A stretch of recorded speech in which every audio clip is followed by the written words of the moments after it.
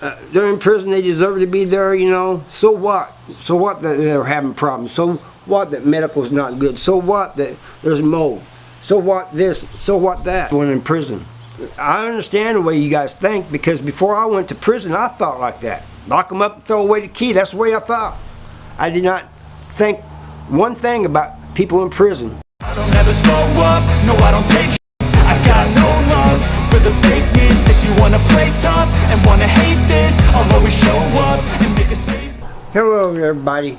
This will be a little bit different today. I want to talk more about the loved ones of the incarcerated. I want to talk a little bit about the incarcerated too, because there's things happening in prisons all across the United States. I'm going to keep this one on Missouri. I just got off a phone with a friend, and he was telling me about how there's mold and everything. He ain't the only one that said this, because I've been talking to chaplains and other people that work there, and they're telling me the same thing. There's mold and everything. Medical is bad. My friend just told me it's almost as violent in the hole as it is in population. You know, people taking weapons down there with them. The DOC is not accountable.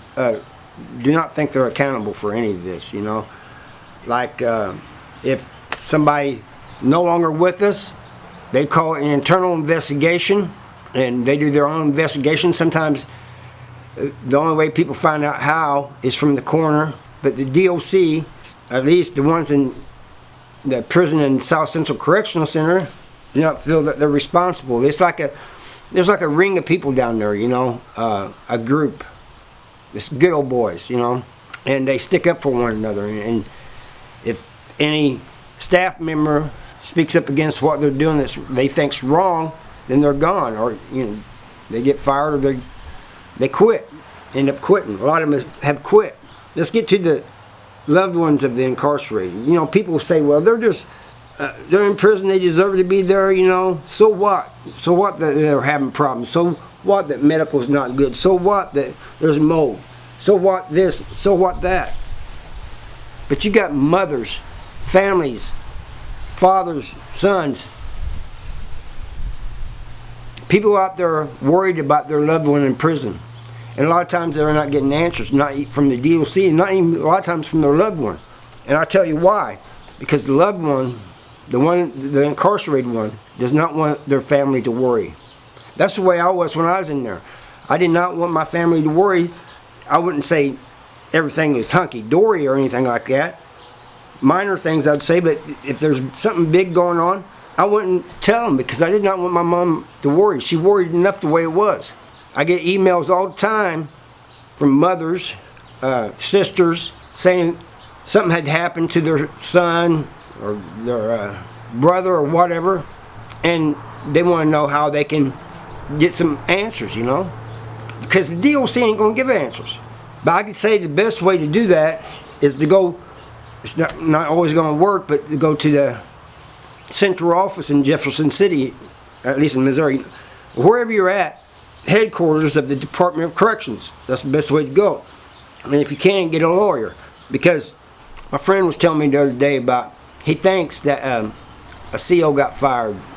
He's not for sure about this because he wasn't there, but in the hole, they got these benches out in the wing, and they got these little things on where they can cuff you to the bench. And he said he punched one of the inmates that was handcuffed to that bench. He got fired. Well, you know, that's good that he got fired, but a lot of times they don't get fired. It gets covered up. But at least this time he got fired, and that's a good thing. But it doesn't always happen that way. Most times it doesn't happen. They just get away with it.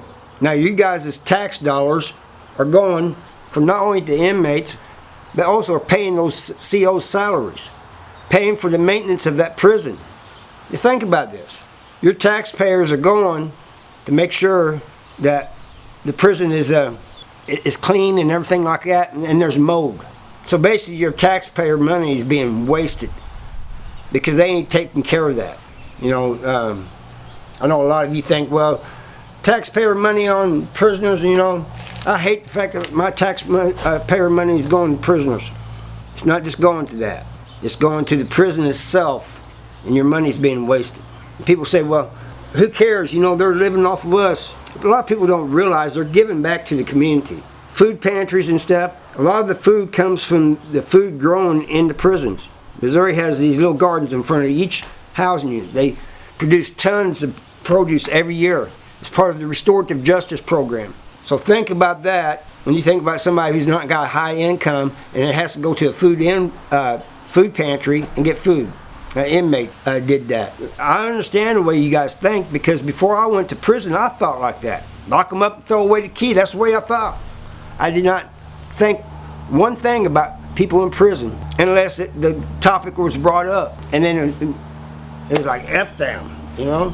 That's the way I thought. I'm going to be honest with you. It's the way pretty much my whole family thought, you know? We country people in southern Missouri, you know, we part of the Bible Belt, you know? When I got to prison, my eyes got open. Yes, there's people in prison that do not deserve to get out. I understand that. But they're still human. Even the ones not getting out, they're still human. Moreover, COs and stuff should be doing their job professionally. I'm not saying they should coddle them or anything like that, but they shouldn't be going around beating them up and things like that. You know, you go into a store, you talk to somebody, whatever store you're in, you do not know if you're talking to the mother, the father, or somebody who's incarcerated. If you're talking to a CO, many times you don't know if you're talking to a CO unless they got their uniform on. This mother is buying food or whatever she's doing, but in her mind, I almost guarantee you she's thinking about her loved one in prison, her son, her husband, whatever. Guy's the same way, you know, worried about his son, his safety and everything. That's the one thing my mom worried about every day. She told me, she worries about me being safe. Not just safe from other prisoners, but from something that may happen with the staff, or, you know, sickness is going around. Now, sickness can't be avoided. When somebody gets sick in prison, everybody gets sick. And that includes the COs and, you know, staff and everything.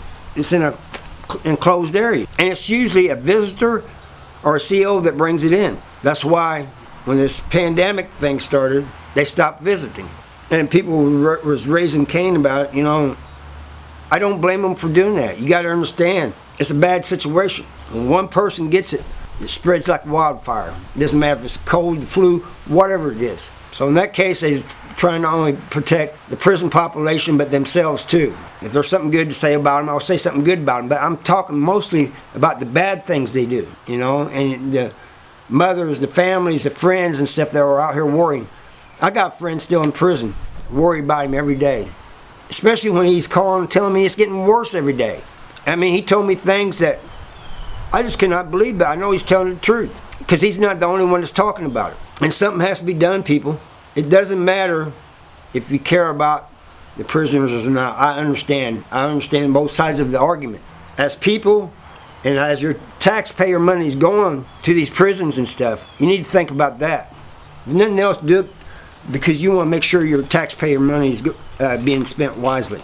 Yes, I get really aggravated about this stuff because I spent 29 years in there, you know. Yes, I took alive somebody that was abusing my little brother, and I probably should have done things differently. I understand that. But over my time in prison, I got to see how things were. I got to understand people's motives and stuff for being in prison, the things they done to get in prison. And some of them, I just don't understand, you know. But others are usually young, made a stupid mistake. They was young, made a stupid mistake, ended up in prison, and they regretted it. Some didn't care.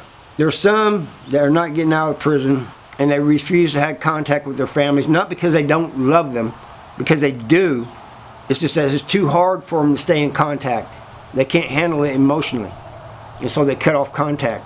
So I want those of you who have loved ones out there who are not contacting you to realize that they probably do love you. It's just too hard for them.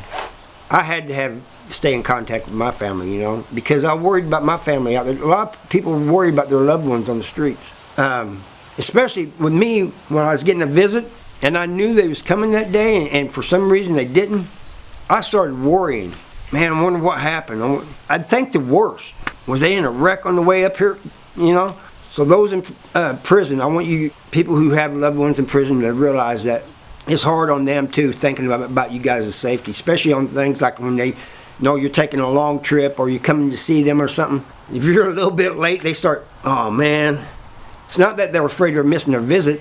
I mean, yes, they want their visit, but they're worried about what has happened to you. Why are you late? They write you a letter. Well, when I was there, you could write letters on paper, but they don't do that no more. Write you a letter, and you don't respond immediately. I think, oh man, what's going on, you know? About what has happened to you. Why are you late? You know? They write you a letter. Well, when I was there, you could write letters on paper, but they don't do that no more. Write you a letter, and you don't respond immediately. I think, oh man, what's going on, you know? But anyway, people, just when you think about all these people in prison, just know that there's several more. Each one of those have several loved ones most times. Some don't have nobody. I understand that. But many of them have loved ones out there that are supporting them and sending them money and stuff. Sometimes they can't even hardly afford to send them money, but they do because they love their son or father, husband, whoever's in prison. You're not going to hear them speak about it unless it's with somebody close, you know, they're close to. They usually ain't going to say nothing. But they're out there. You've probably passed them every day. I got more to do on this subject, and I'll do that another time. But I'll thank you for watching, and I'll see you next time.